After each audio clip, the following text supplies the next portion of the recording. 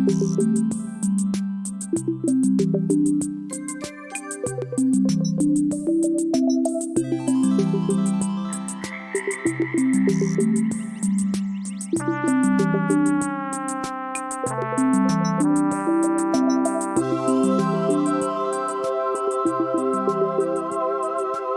friends. Hi, friends. Welcome back to another episode of The Seed Pod, a podcast for kids and their grown-ups.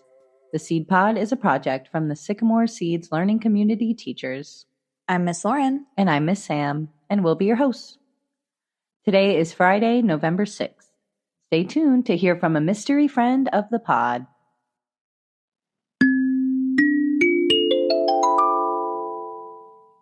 On this day in 1929, that's 96 years ago, the Museum of Modern Art opened in New York City.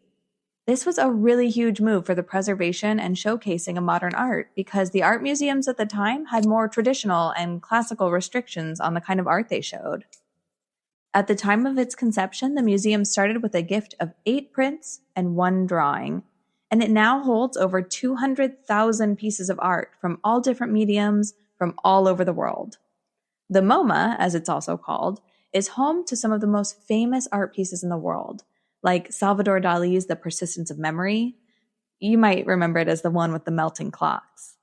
Andy Warhol's Campbell Soup cans, and Vincent van Gogh's Starry Night, which we studied just a few weeks ago at school.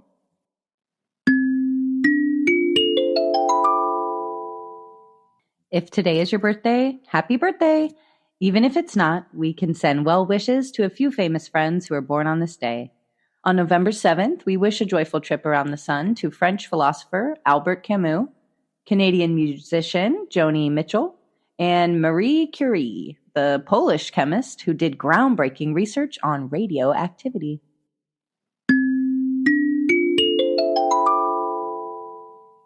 It's Friend of the Pod Friday.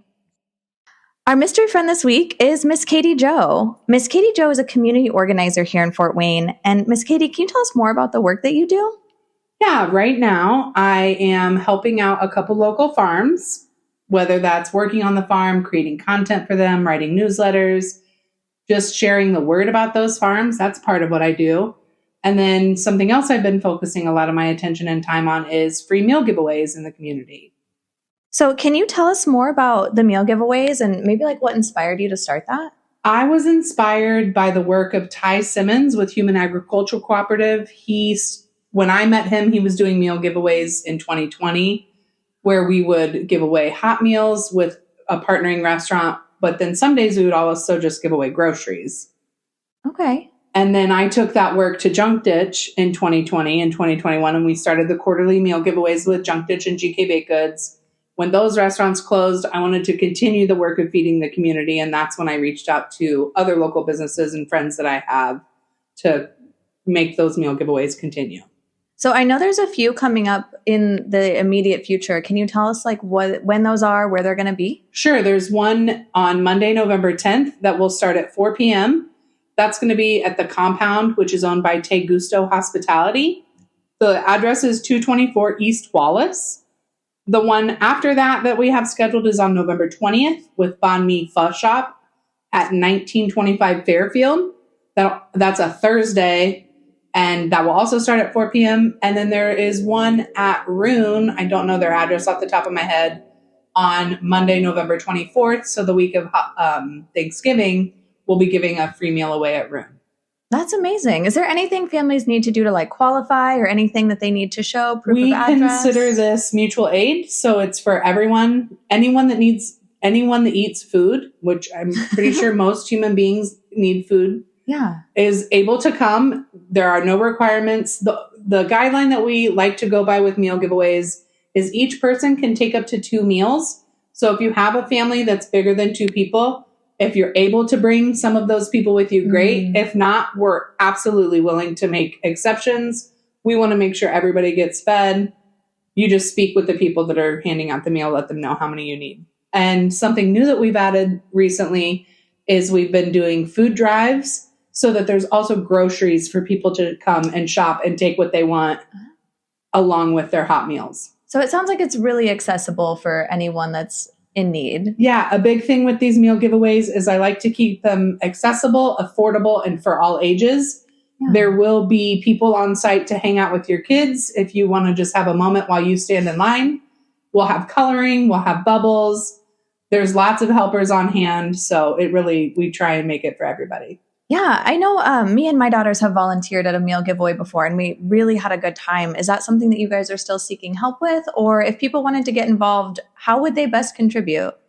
People can get involved in whatever way works for them. One way you can get involved that's really important is following Slingin' Sunshine on Facebook or Instagram. We'll link that in the show notes. And you can share and amplify the announcement when we announce a meal giveaway to put that flyer in front of more eyes.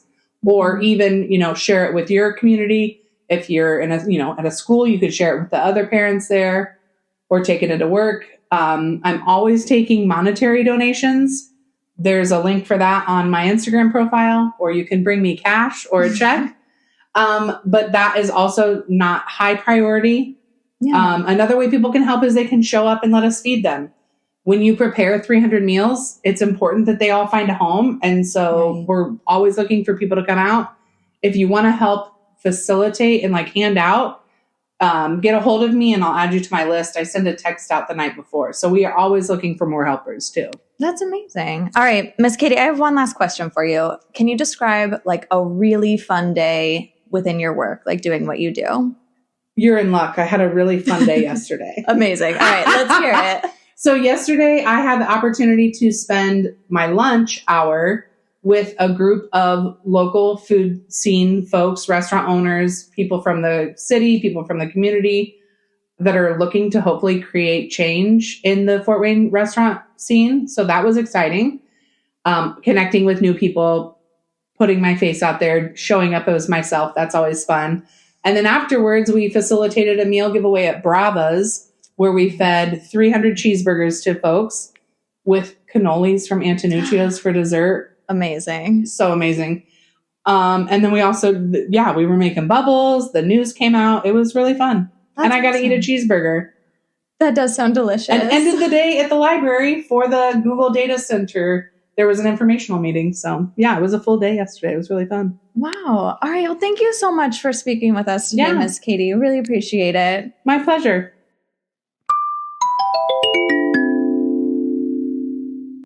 And now it's time for Story Corner. We'll pick up where we left off yesterday in Alice's adventures in Wonderland.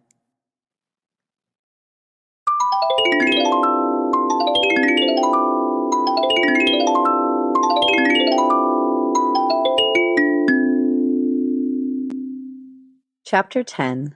The Lobster Quadrille.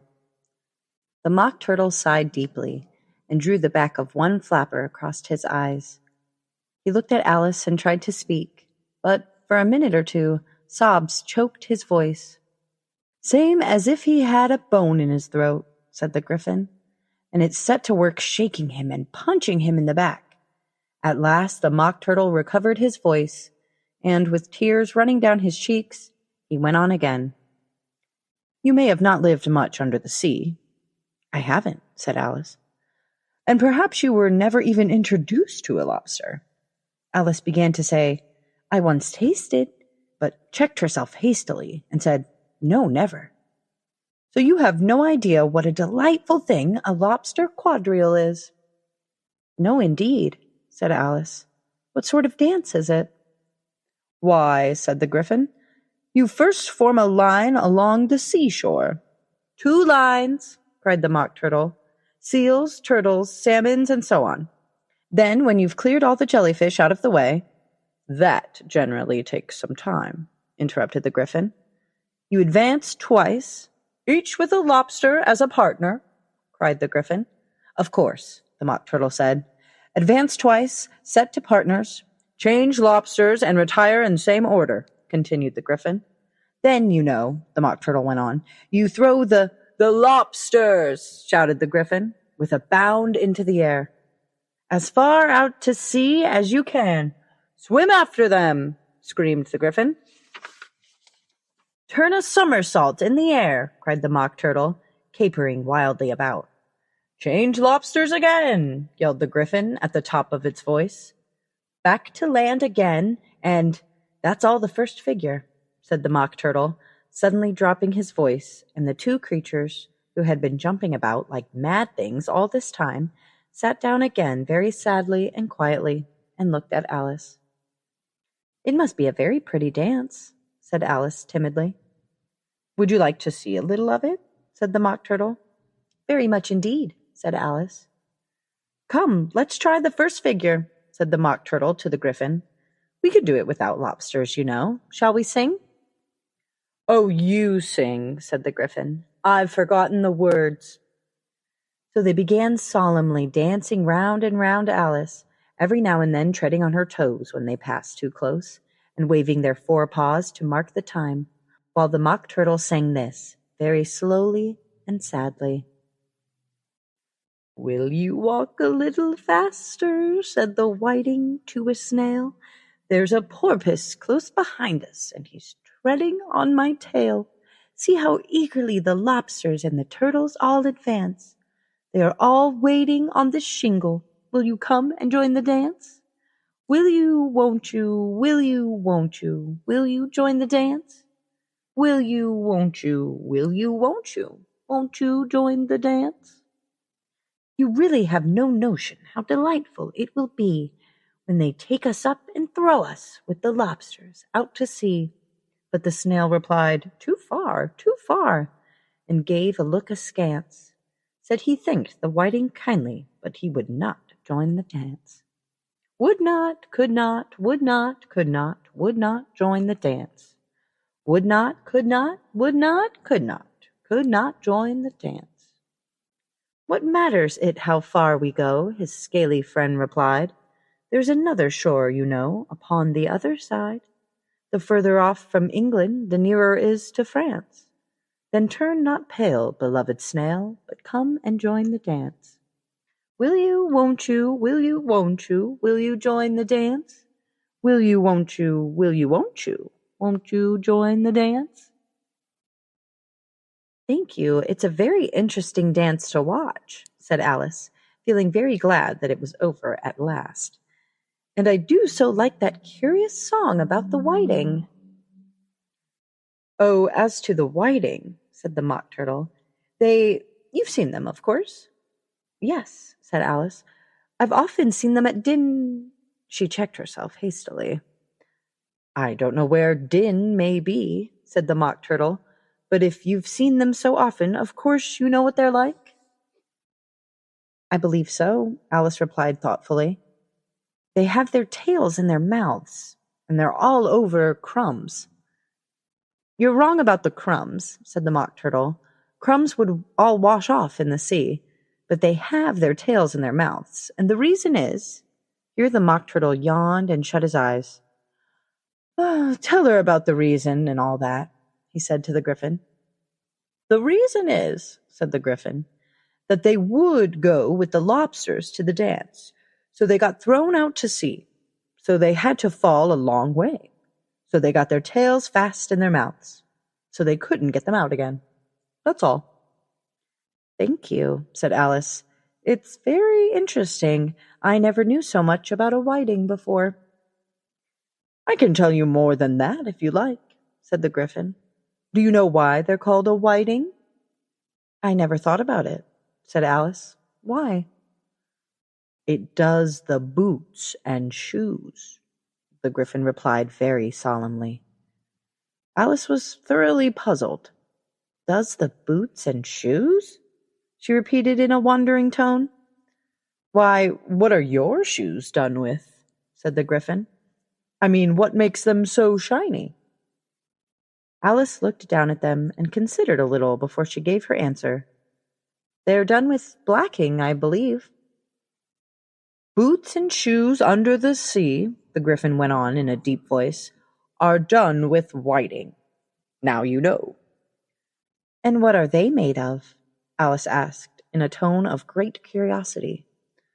Soles and eels, of course, the Gryphon replied, rather impatiently. Any shrimp could have told you that. If I'd been the whiting, said Alice, whose thoughts were still running on the song, I'd have said to the porpoise, Keep back, please, We don't want you with us."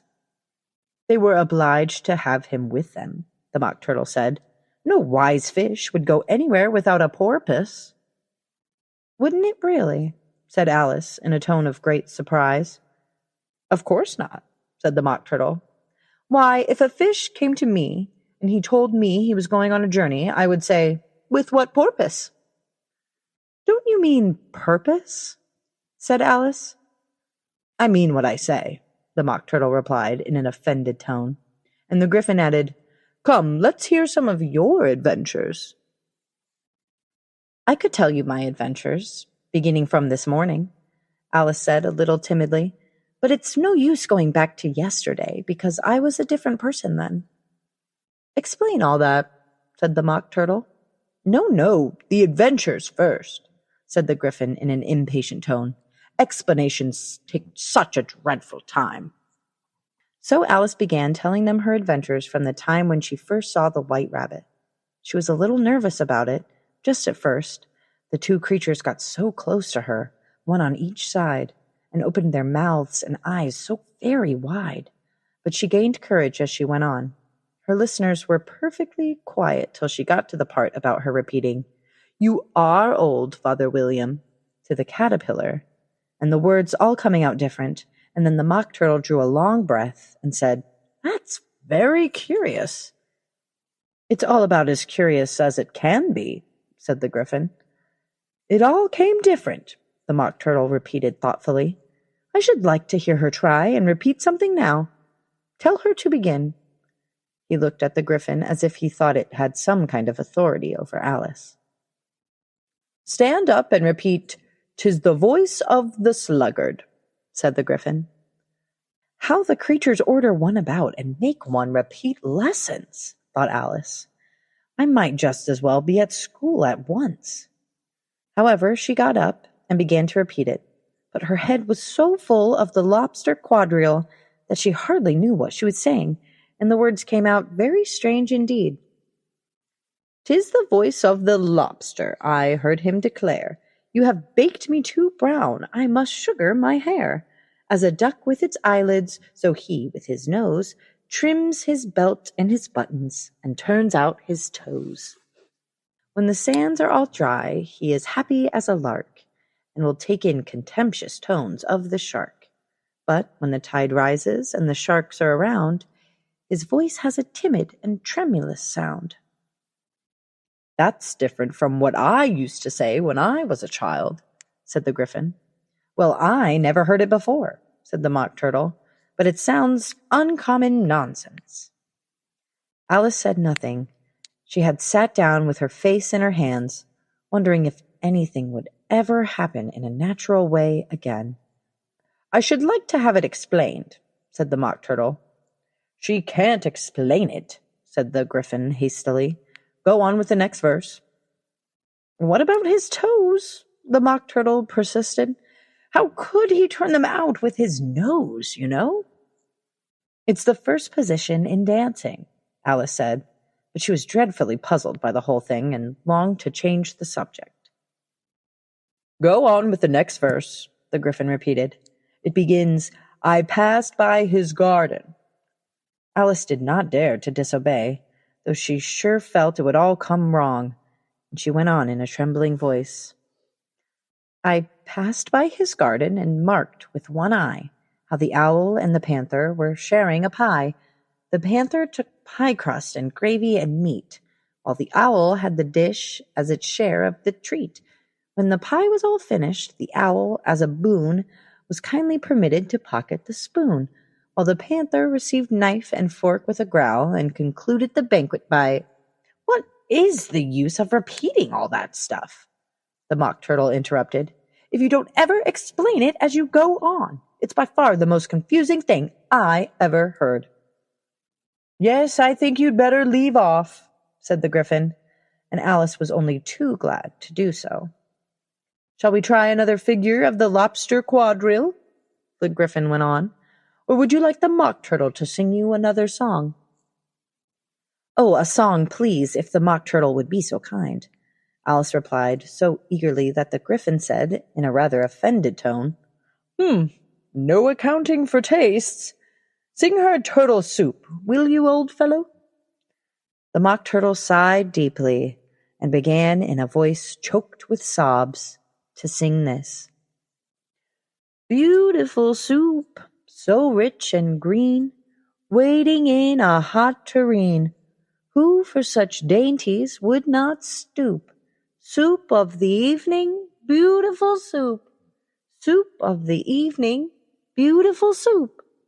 Beautiful soup, beautiful soup.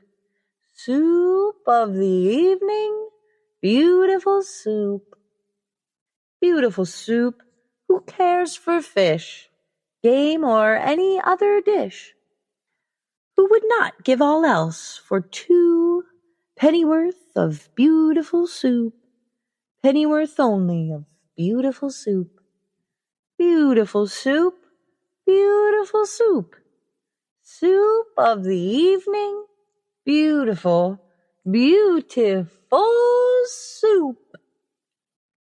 Chorus again, cried the Gryphon, and the Mock Turtle had just begun to repeat it when a cry of, "The trial's beginning!" was heard in the distance. "Come on!" cried the Gryphon, and taking Alice by the hand, it hurried off without waiting for the end of the song. "What trial is it?" Alice panted as she ran, but the Gryphon only answered, "Come on!" and ran the faster, while more and more faintly came, carried on the breeze that followed them, the melancholy words. Soup of the evening, beautiful, beautiful soup.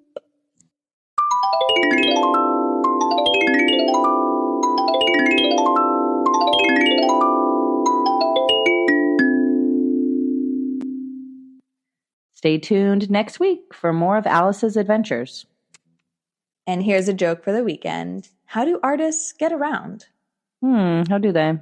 Well, quite easily. Oh, easel. Thanks again for listening, friends. Don't forget to share our podcast if you're enjoying it, and maybe leave us a rating. We'll catch you next week for Mystery Monday. So long. Bye.